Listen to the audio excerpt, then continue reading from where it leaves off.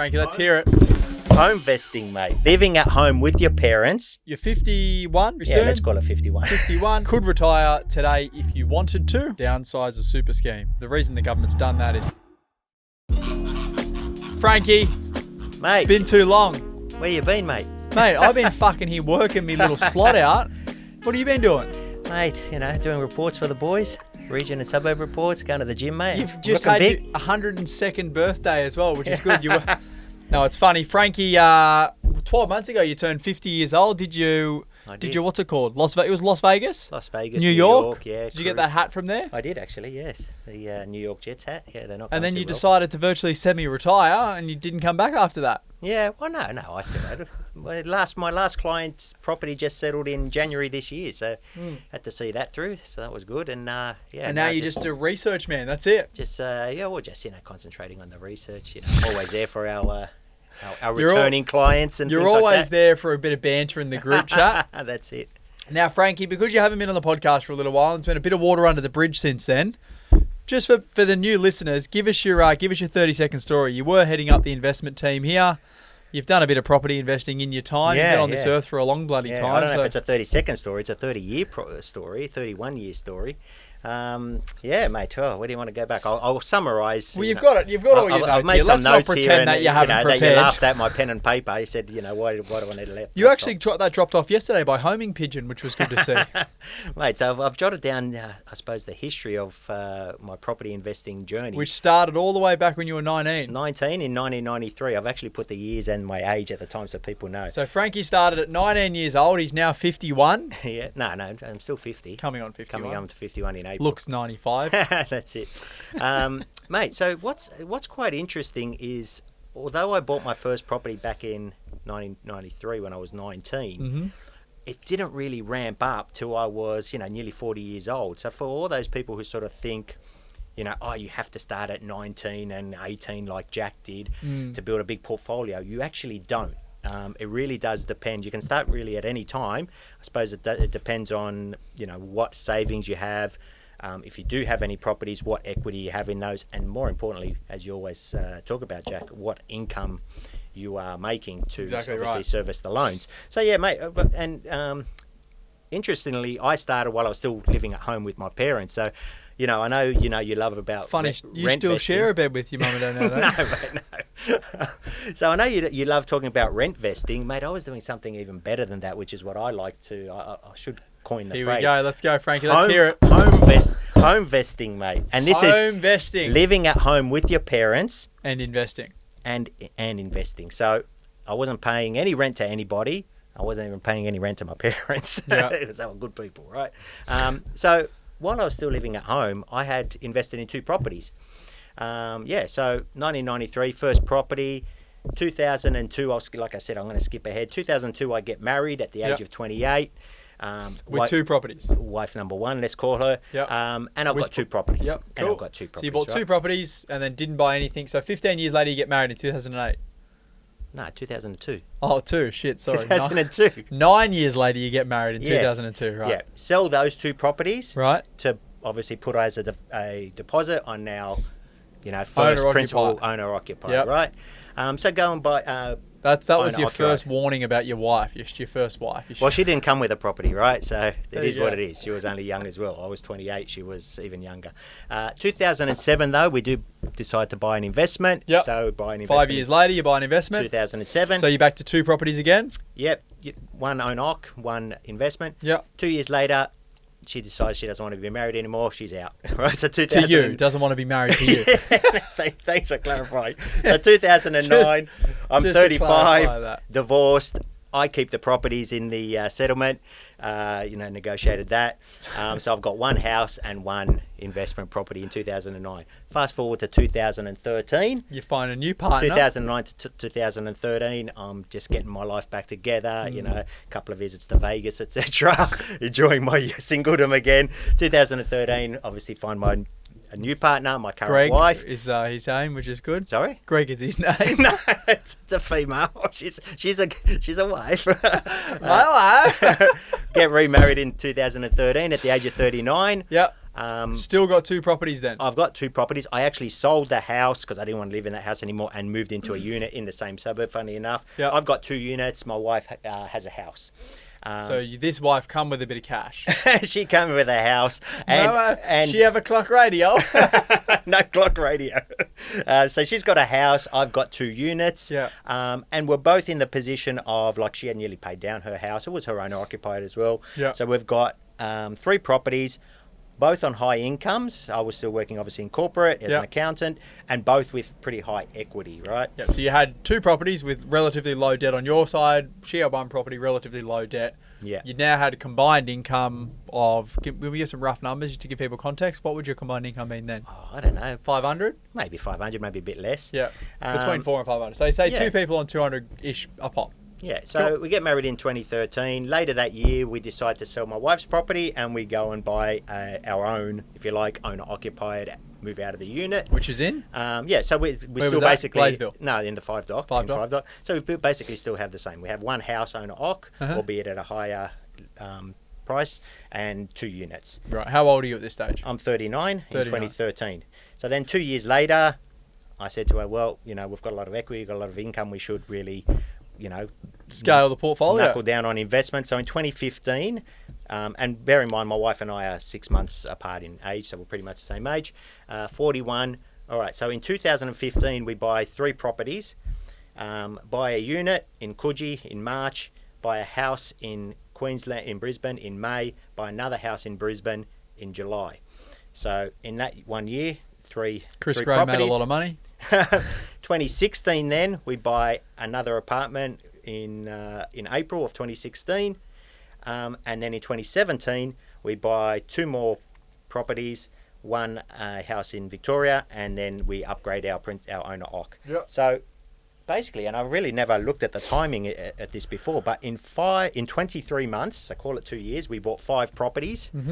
6 months later we bought another property, so we actually bought 6 properties in 2 years and 5 months, call it 2.5 years. Plus the current properties that you had, which was 3, so it took your total portfolio to 9 properties. To 9, that's where we got to 9. So yeah, but when I look at it, you know, 6 properties in 2.5 years, you know, I think a lot of people think, you know, the early 40s, well, you know, can I really build a substantial property portfolio? It's gonna, you know, maybe I can only buy 1 every decade. Well, I just bought their 6. My wife and I just bought 6 in 2.5 years. I suppose the point is, if you have the income, if you have some savings, it doesn't have to be equity, but it could just be some cash. Yeah. You can do it. You can Really buy quickly. them really quickly. The thing that you had on your side is you had the couple of properties that you started early with. Yes, which gave me that deposit for when I It got give you married the capital first you time. needed, right? Yeah. And then as soon as you then combine incomes with your new wife, you then rolled all of that income and all that capital, and you were able to compound much faster. We see that time and time again, even with current clients. You know, they buy a property when they're young, they do fuck all for the next 10 years, they you know, enjoy their life, and all of a sudden they come back. They've done nothing else other than hold that property. It's doubled in value. They're now earning a much better income, and because they've got so much equity, they can roll 2 or 3 purchases really quick off the back of it. Yeah. Because they've got the deposits. Yeah, and like, you know, I suppose a good example is the 2 we bought in Brisbane in May of 2015 and then in July of 2015. So basically what happened... Wavell Heights and Mount Gravatt East, so one in the north, one in the south, both, you know, have proven to do very well. They started off very slowly because I got into, I suppose this is the other thing too, I got into Brisbane quite early because that was fine. I wanted to buy in Brisbane. I wanted to diversify a bit. I thought it would come good in the long term because it had been flat for a while. And, you know, for the first 3 or 4 years, I suppose it was really flat. But the best thing was when it took off, I picked up all of the upside. You know, most people, when they hear about should buy in Brisbane in the media, it's already risen 25-30% because the media is always behind the actual, you know, data. Reality, so because I'd already been in for a few years doing 3-4%, whatever it was, I knew it was a long-term hold, but picked up all of the upside on those 2. So yeah, it was funny because obviously I engaged a buyer's agent up there. On the day we exchanged on the first one, I said, okay, that's cool. Spoke to my wife, said, we've got one here, exchanged. I literally rang him, I think 2 or 3 days later. I said, okay, I want to start on the second one now. And what happened then is by the time 6 weeks later, or however long it is in Brisbane, 6 or 7 weeks, that the first one it settled, in that same week we exchanged it on the second one. So it all happened pretty quickly, yeah. And yeah, with a buyer's agent, it can happen quickly. But you've got to be in that position, like I said, good incomes, some cash, some savings there. You're 40 years old at this stage. Like, yeah, you know, I'm only 41 at that stage, right? So you're in probably your peak earning capacity. Yeah, you know, my salaries were... They ended up working out you were a useless prick and they fucked you off after that, didn't they? That happened later, much later. So yeah, my salaries were going up. My wife's salary was going up. Obviously, we had then some rental income coming in, which obviously helps. Obviously, you know, your rents go up a little bit every year as well. Yep. So and yeah, then that's the... So you got to nine properties was total amount of properties. It's currently what you still hold as well. Yes. 2022 or 23 peak market, 14.2 million was the value. Yeah, well, as we know, the boom hit, and it was a nationwide boom, let's face it, during COVID there and post-COVID from 2020 to 2022. So, you know, I love my spreadsheets, Jack. I looked back as to when... If anything can spread for you, it's just got to be the sheet. There's nothing else. I looked back as to when, around that time in the boom, did my property portfolio value peak. Yep. And it peaked in May of 2022 at 14.2 million. Yep. Right? 9 months later, right? 9 properties worth 14.2 million, which means each property on average is worth circa $1.5 million. Yeah. Yep. Yeah. 9 months. Then for the next 9 months, it actually kept on gradually dropping. It dropped by $800,000. Dropped by $800,000. Now on 14.2 million, it's only 5.6%. And this is, I think, people think now there is always a drop off after a boom. You know, markets usually overshoot a bit. People pay a little bit too much. Everyone gets carried away in a boom. There's always a drop off. Yep. But the drop off is never, and historically the data shows this, the drop off is never as much as what the boom, the increase was. So if you gain 20% and you lose 5, you're net 15 still. You're still up 15. It's all about the net numbers. Now, you know, I could have been there looking month after month. Geez, my property portfolio is down 800,000. Shall I panic here or what? Do I sell? I mean, I suppose the lesson here is... Well, you told your wife to get back to work.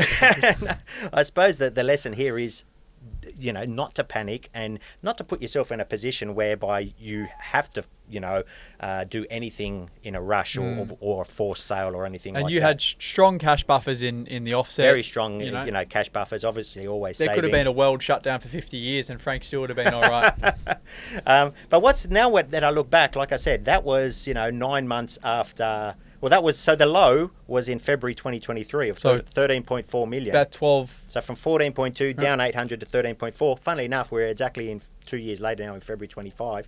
It has gone from 13.4 up to 15.4. So has now exceeded the 14.2 that was in a boom period. So now, we haven't boomed since in the last 2 years. It's just been steady, gradual growth. I mean, Brisbane properties have been doing well, probably the shining lights. I don't own anything in Perth, and I know Perth has done very well in the last 2 years.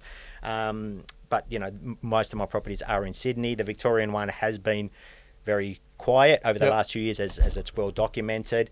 But, yeah, up 2 million in 2 years. So, you know, and what's funny is when I look at my long-term averages, and try and forecast that into the future, my portfolio should, if it just keeps up to date with what it's been doing in the past, grow at circa $1 million a year. Hence the reason, even though I'm looking, you know, my wife and I to head to retirement, I'm conscious of the fact that I want to be holding these properties for as long as possible, because to try and capture all the growth. As soon as you sell a property, no more capital growth, right? Although you know, I'd put that funds into other assets, more cash flow producing assets, which we'll talk about. So the current portfolio, as it stands, just over $15 million. Yeah. Current debt versus equity in that? LVR is at about 45%. Right, so you're lower. Sitting at probably $7 to $8 million of net equity, give or take. Yeah. Yep. Good cash and offsets, and you're semi-retired essentially. Your wife loves work and is still working essentially full-time. Yeah, she's still working. She said she'll... and this we'll get to the financial advisor part, because we have now engaged a financial advisor. Yeah. And because she needed a bit of confidence about, well, you know, she's on a good income. If that stops, she's worried we're going to run out of money. You know, even though I assured her, you know, we've got a great asset base there. She needed to hear it from a financial advisor, which we've done. So she's like, okay, I'm comfortable now. Which is someone who's privy to the podcast. With James Wrigley? So we've engaged James Wrigley, who you've had on the podcast. I know he's got a massive following on Instagram. Yep. Obviously knows his stuff, and yeah, we've had a few chats with him now. And so my wife is now a lot more comfortable that she can retire and we'll be okay. Because here's the reality. Even though you're carrying more than 50% equity in the portfolio, so somewhere between $7.5 to $8.5 million of equity, the portfolio is still negatively geared. Well, it is now since we had those run of 13 interest rate rises, yes. So I that's had a bit of luxury there of 3 years of fixed rates. But that's the thing a lot of people don't get, right? It's like, even though you're carrying so much equity, and this is why we talk about in our portfolio strategy, is that you go through the phase you've been through, which is that accumulation. You bought those 9 assets. Yeah. Incubation, which is that holding period. Holding it, yeah. And now you're in the period which we talk about, which is consolidation. Because even though you've got a lot of capital sitting there, that capital is not actually generating you any cash flow. It's only generating you more capital and still costs money to hold. So this is why you've gone to see a financial planner to say, hey, we want to retire soon as a couple. We want to travel. We want to do all of the amazing stuff. How do we do it? Because right now the portfolio still costs us money. And can we afford to do it now? Based on the asset level that we had, I knew we could afford to, but I suppose it's putting that strategy and that plan together to understand and get a clear vision of where we're heading. And, like I said, my wife will decide at the end of this year whether she wants to continue working or not. Yeah. So she's now a lot more comfortable in where she's at, and we'll go from there. So you're 51 very soon? Yeah, let's call it 51. 51. Wife's 51 as well, or close enough to it? Yeah, she's 51. You could retire today if you wanted to. Yeah. What does that look like? Let's run through what that looks the first thing that we looked at is, I came when we had the first meeting with the financial advisor. I knew how much on average we spent every month. I knew which was just over $4.50, wasn't it? Yeah. Tuna. What does a couple of tuna cans Tuna cost? cans and brown rice. Yeah. So I knew exactly what we were spending, exactly what our owner occupied was costing us to maintain with bills, etc. Obviously, I knew what our rental income was. I knew what my wife's salary was. Anything I earn through buyer's agency working with you, Jack, obviously goes into a company account, so that's not on my personal tax returns. So I've effectively got no income personal income because my rental income is all negatively geared. And I knew what expenses we had, what the investment properties were costing us. Which, while my wife is working, the expenses and the rental income combined, the expenses for the rental income for the rental properties is not an issue. The issue comes when we then say, okay, if my wife was to stop working tomorrow, what does that look like? Obviously, our expenses outweigh our income there. And that's where then, James was able to have a look at that and go, okay, well, you'll need to, at some stage, after you've sort of spent all your, savings in offset accounts, start selling some properties strategically and investing that in more cash flow producing assets. Which we call the consolidation, the evolution phase. So just in layman's terms for people to understand, Frankie's got the $15 million in assets. You've got all the equity sitting there and you've got X amount of dollars sitting in the offset account. Yeah. So before you go out there and start selling the properties down, the recommendation has been from the advisor, let's say you got $1 million of cash sitting there, that could be 3, 4, 5 years worth of living expenses. Yeah. So instead of selling the properties now and potentially missing out on 3, 4, 5 years worth of growth, that's it. Go and live off that $1 million of capital that you've got sitting there. Hopefully you get some growth on the portfolio over the next 3 or 4 years that will well and truly outweigh that $1 million that you spent. Yeah. And then when you need the capital, start selling the portfolio down. Yeah. So you should still be able to hold them for another 3, 4, maybe 5 years. Yeah. So the first thing he actually spoke to us about was superannuation, because obviously now we're 9 years away from being able to access our super, and we've got quite a substantial amount there in super. It's come fast, hasn't it, Frankie? Yeah, tell me about it. Of which he said even if you don't put anything into super for the next 10 years, you can conservatively say that balance is going to double. By the time we get there.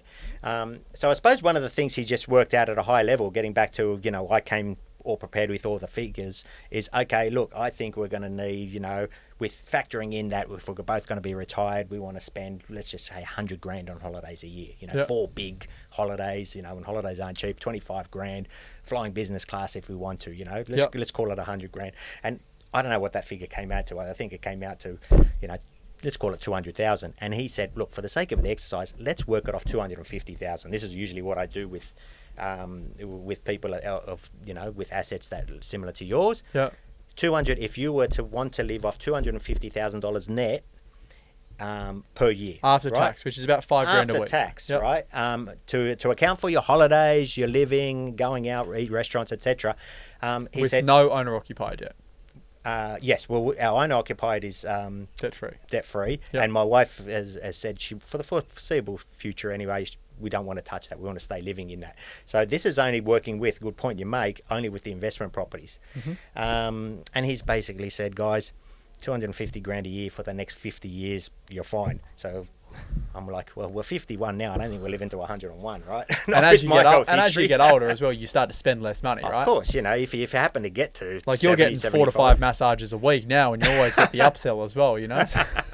So yeah, so he said you're fine, which, you know, gave my wife a lot of comfort that, you know, when she wants to pull up stumps on her career, that we're going to be fine in that regards. Yep. It's an interesting thing though, because I have, you know, when I started investing in property, and I've said it before on podcasts, you know, the goal has always 32 years ago. Yeah, it has always been to grow a substantial portfolio base of you know, numerous properties, Yep. then sell off 1, 2, 3, however many to pay off all the debt, and then just simply live off the rental income, right? But of course, with rental income comes rental expenses.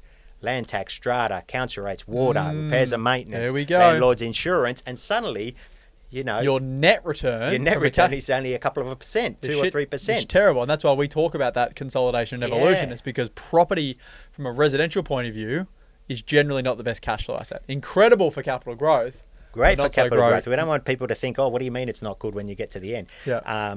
It's great for growing your asset base, but when you want to just give up work and just, you know, you then suddenly cash flow is and income is important. Yep. And, you know, some people go into commercial property, produces obviously a better cash flow. Yep. But then you've got the different asset types, you know, Like shares, term deposits, depending on how much risk you want to take, government bonds, etc., managed funds. And interestingly, you know, part of the discussion with the financial advisor was talking about our risk tolerance and what type of things he would recommend, you know, when you get the sale proceeds of a property, putting it into to get 5 or 6%. You know, mind you, he worked out that 250K per annum based on a conservative 5%. He said, you know, if your returns start getting 7, 8, 9, 10%, well, you know, sky's the limit, really. He goes, you're not going to run out of money, put it that way. Yeah. Yeah, so he asked us some questions. It was quite interesting because he asked you some questions about risk and things like that. And, you know, with multiple choice answers, you know, if this was to happen, would you be extremely concerned, somewhat concerned, or not concerned at all? And he gets answers from both of us, you know, and there were some difference in some answers. You know, about, you know, another thing is your capital. So some people have, you know, several $millions of dollars and think, well, we'll invest that in the share market or in a balanced portfolio, bringing us good income, dividends, returns, etc. We will just live off those, and we won't touch the capital, and we'll leave the capital to our kids. Yep. You know, and my Frank wife doesn't have kids. We got no kids, so he's like, are you looking in regards to beneficiaries of leaving anything to anyone? I hope you said Jack Henderson. I said I want to spend it all. The Henderson Foundation. Have you ever heard of the book called Die with Zero? No, I think I have. You should listen to it. Yeah. So we're like, no beneficiaries. I've got nieces and nephews, obviously. But look, if we're still living in the same owner-occupied house we have today anyway, that's already worth a few mil. That's going to be worth God knows what in, say, 20 years' time. So there's obviously going to be something to be left to the beneficiaries anyway. So yeah, getting back to the point, a lot of people don't want to eat into or spend that capital. But as we get older, we will be able to spend not only the income but the capital. Start to draw down on your capital as well. Yeah, it really depends how much we want to spend. And you actually end up spending less and less as you get older, not more and more. That's right. You know, that's why like the 50s now, we're already in our 50s. You'll spend maximum between now and 65, 70 years. That's right. This is the, you know, in regards to travel, you know, traveling's not easy, a lot of walking, etc. What about my body's, you know, we're not going to get healthier, put it that way. Come on, Frank, you know. you're looking healthier. Yeah, mate, that's 5 days in the gym, mate. You doing much of that anymore, or what? Mate, we'll just keep it above board. All right. So yeah, look. I suppose really. Oh, sorry, I didn't touch on the super part. So one thing that the financial advisor looked into was our super situation. Now, you know, how we can get more into super and how we can minimize tax. That's right. Yep. So my wife's obviously working, high income. Her super is maxed out. You know, it used to be 25, 27 and a half, now 30 grand that the employer puts into super. Yeah. She's been putting the maximum in for as long as she's been working. Yep. Me, on the other hand, you know, I finished in corporate and earning a salary. 4 or 5? I've been with you nearly 4 years, so 4 or 5 years ago. How long so has been, Frankie? Coming up to 4 years, yeah. Feels like we've known each other for 40 years, eh?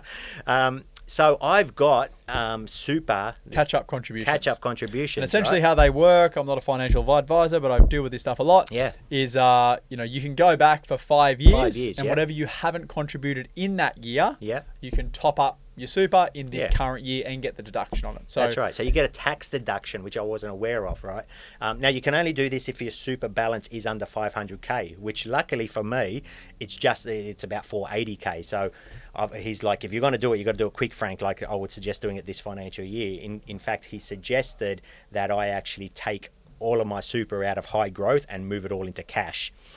He said, look, just bear with me, you're not going to earn any money while we do this, because obviously if it's all in cash, it's just only bank interest, right? But he goes, what I'm wary of is I don't want your bank balance, your super balance tipping over 500K in this financial year, and then we can't do this and get the tax deduction. So he worked out. So the deduction will be significantly greater than what the potential gains will be over the next few months. Exactly. Anyway, and if there's a stock market crash tomorrow, I'm all in cash, so I'll look like a genius, right?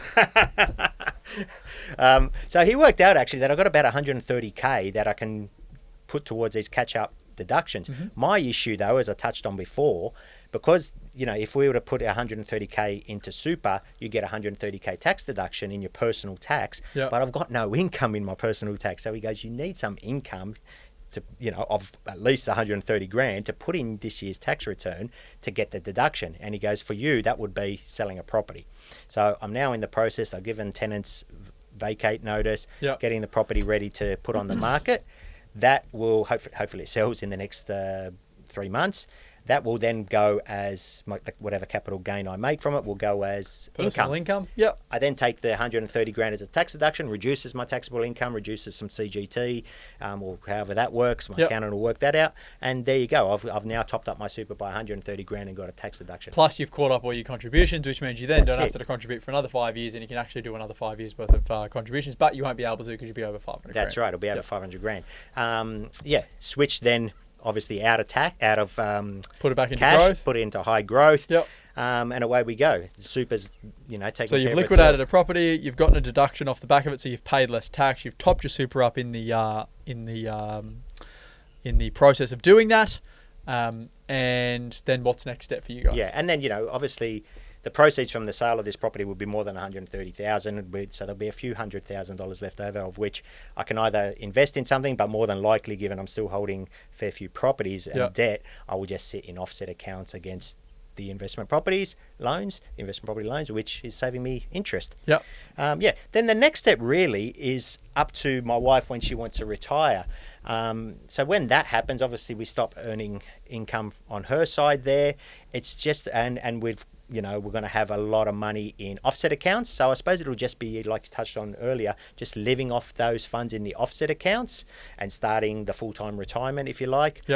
We've worked out that money will probably last us a couple of years before we need to get to the stage where then we need to sell another property.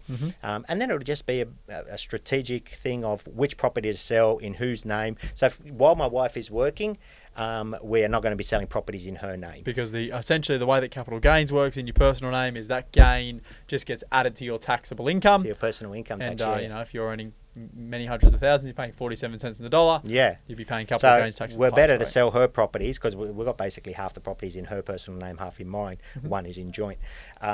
Sell her properties, or the ones in her name, when she's got finishing no income to lower that CGT. So it'll be strategically selling properties. We've also got the interesting fact that the financial planner brought up is about these, again with super, that if you have a property, well, your owner occupied property, or even an investment property that used to be your owner occupied property, and of which we have two. Right, we have two properties, a unit and a house that we used to actually live in. Used to be a principal which place is the of residence. 5-dock house and the apartment. 5-dock house and the Newington apartment. That once we get to age 55, so in 4 years' time, we could sell one of those, and from the sale proceeds, each put $300,000 into super. It's called the downsize of super scheme. It's downsize of super scheme. $300,000 each, 600 grand in total, and it's like a free hit, they say, because it doesn't affect any of your other super limits that there may be. And the reason the government's done that is to be able to free up more stock, so downsizers sell their big bloody houses for younger people to move into them, as opposed to just I tell my parents, my parents are in their 70s, you want to sell your house, you haven't even factored in that inheritance yet, Frankie. 300 grand into super each. And my dad's like, no, we don't want to move. So the whole government trying to get the oldies to downsize. It's not fair. What would that joint be worth now? My parents' house. Oh, it looks anywhere from 3.5 to 4 mil or something. It's in Strathfield, but it's not in the $16 to $20 million range that some houses have been ridiculously selling for in Strathfield. And that's not factored into any of these numbers, huh? No, you got not siblings? That. I've got 2 siblings. Yeah, but mate, I'm hoping my parents live to 100, mate. And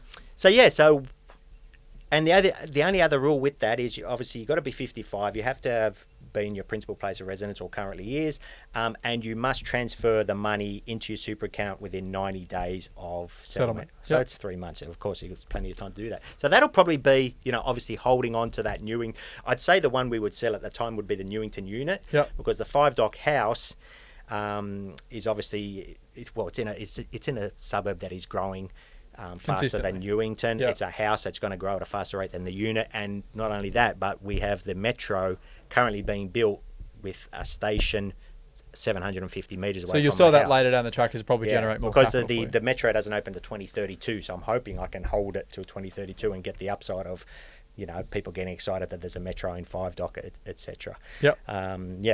So that's another plan. Top up the super by another $600,000. Plan on holding that. that. And did James talk to you guys about maxing out your superannuation at that circa $3.8 million combined level? No, he mentioned that there's a level there. It's obviously we're not close to that yet. So I suppose that's down the track. Obviously we've got another 9 years before we can even access the super. So whether it gets close to that, I suppose it depends. How much we top up and how the funds. And he run you through that. If the income that's generated off that when you go into pension phase is tax free, right? Yeah. Well, once you start accessing over 60, it's tax free. So that's really it. I mean, the rest of the plan is, like I said, between now and 60.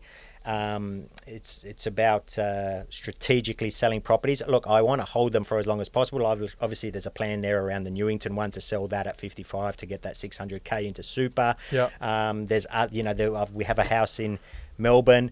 I'm very big on Melbourne doing gangbusters in the next 5 years. I know it's been down for a long time, but I'd hate to sell it, in a year's time or any time now, and for it to take off. Obviously, we've got 2 houses in Brisbane. Brisbane is still going very well. So, as to which property we sell in due course, we assess that at the time, and that's how it will be. It'll be just as at the point in time. Obviously, not when we're down to our last $10. Oh, we need to sell a property, but selling it in a timely manner to ensure that we're good to continue rolling and.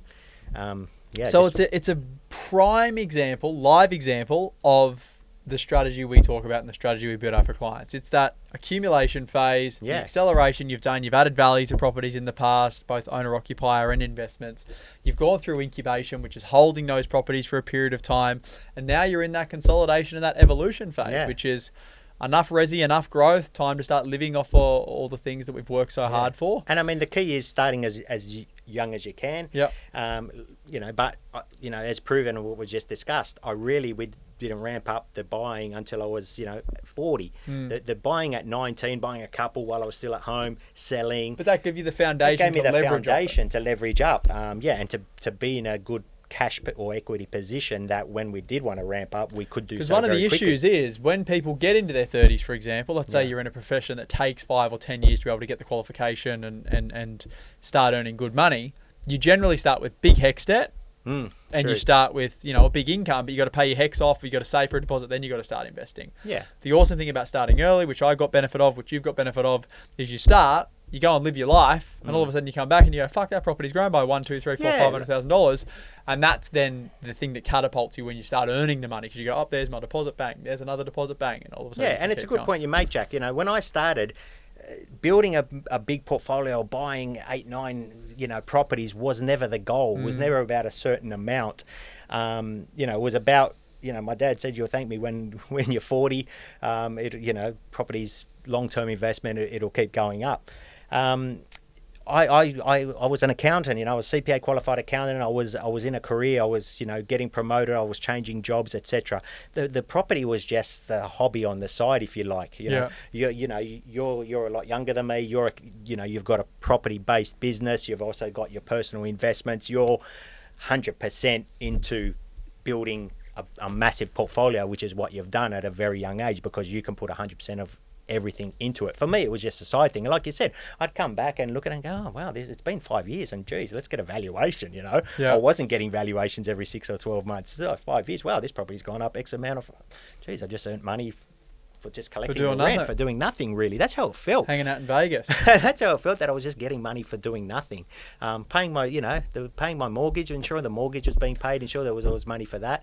And I know people are going to say, well, Frank, you're 50 now. It was obviously easier in the 90s. It's the same shit. Well, look, it's always been expensive in Sydney because that's where majority of my properties are. It's always been expensive. Yes, people can do the stats and go, yeah, but the median wage or salary to median house price the stats show it's tougher now. Okay, the stats don't lie. If it's tougher now, it's tougher now. But, I look back in the 90s, there's no buyer's agents around, or if there were any, I didn't know about them.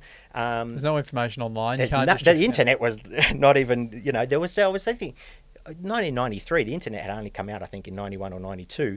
There's no realestate.com.au. There's no domain. There's no information. There's no people doing podcasts. There's nothing online, right? It was literally... There's pros and cons to every... Yeah, and literally, I was thinking back, we used to get the local paper, the Inner West Courier, and there would be 5 pages in news and then 55 pages of properties for sale, and I used to just go through them and looking because I just loved looking at the houses. But that's how you sold your house and bought a house back then. Only in your local area. Yeah, you looked in the local paper, and then you went to you'd hope somebody would rock up at the open, because it was literally just in the paper. And if you really wanted to splurge, you could buy a whole page ad, a big house, etc. So, like you said, there is pros and cons. But yeah, there was things there. Interest rates were a lot higher back then. 8, 9, 10%. Geez, you go back to the 80s, they hit 18%. But obviously the loan amounts weren't as high. So like you said, there's pros and cons for everything. But it is what it is. It is what it is. If it's harder or easier, you either get on board with it and you take advantage of it, or you're whinging and playing and you get to 55, 60 years old and you can't retire. Some people, I've had people say to me before, oh, you're lucky, Frank, you're lucky. And I'm like, well, am I lucky or did I make my own luck, really? And I see it that obviously in life you've got to be lucky, whether it's health, anything, job. Yeah, but you've had the open heart surgery, Frankie. That's not lucky. I was lucky to survive, right? Yes, but I made my own luck because I made some sacrifices. I stayed at home longer. I didn't buy a car. I made some sacrifices in regards to holidays or the whatnot. But I took action and got into the market, and yes, maybe then I rode a boom here or there, but is that luck or does that happen when you look at long-term history?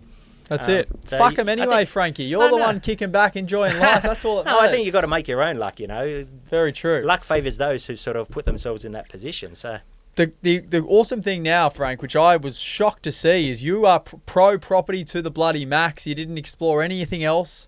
But now you understand that there are other things when you get to this. I dabbled in some shares. Don't worry. But you got burnt, didn't you? I got burnt in the GFC. But it's good to see now that you understand and you've been educated that property is really good to grow your capital, but not very good to give you lifestyle. Yeah. And not as volatile. I tell a story about when you were playing halfback for Jerusalem. No, I got into some margin lending, which for people who don't know what that is, it's borrowing to buy shares, right? Yes. And the problem is shares being as volatile as they are, when the value of your share drops... Well, they're priced every day, right? Yeah, they're priced every second, between 10 a.m. and 4 p.m.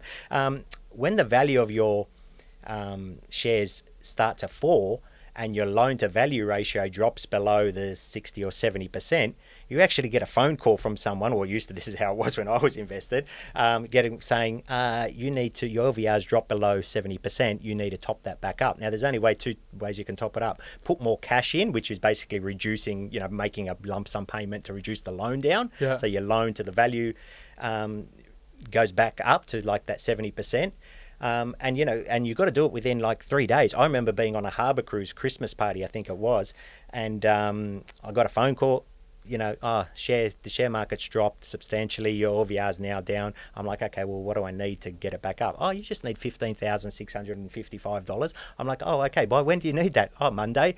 It's like, and if you don't have the cash, what do you got to do? You got to sell the shares. So sell as many shares as you need to get that LVR down. And obviously, it's called a margin call. Margin call. There's a movie about it. A few. And if the shares are down, that's the last time you want to sell. That's the least time you want to sell. Like I said, you don't want to be into a forced selling position. Mm-hmm. Anyway.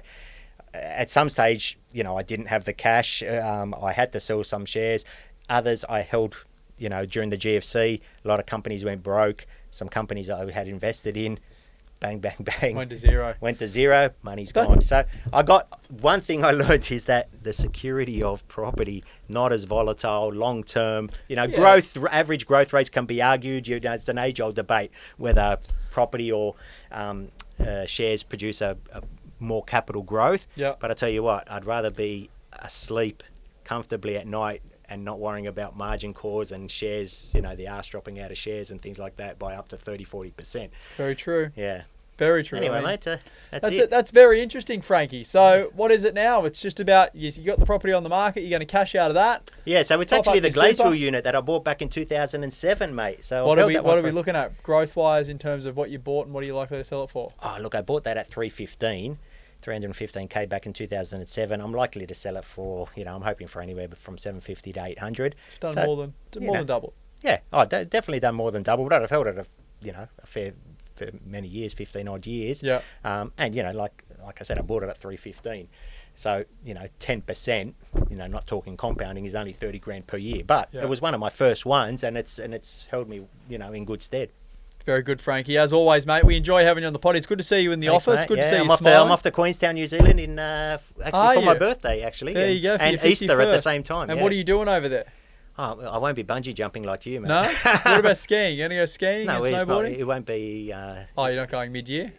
April, yeah. Right. April, yeah. So it's just some nice restaurants, wineries, mate, scenery, going down to Milford Sound. Oh, nice. I was going to say Milford Sound's beautiful. There's another place I went to over there, which is... it's like this new estate over there. It's like a new winery. I'll get Emma to give you the name. Yeah, a couple of day trips, everything's like 45 minutes to an hour away over there. I get it, Frankie. I get it, mate. You'd be on the budget bus as well, just to make sure you're a pensioner now. Yeah. Good on you, Frankie. Thanks, you, mate. Thanks, Jack. This is general advice and does not take into consideration your objectives, situation, or needs. You should consider if this advice is suitable to you or your circumstances, and please read any applicable PDS beforehand. This is a Henderson podcast production.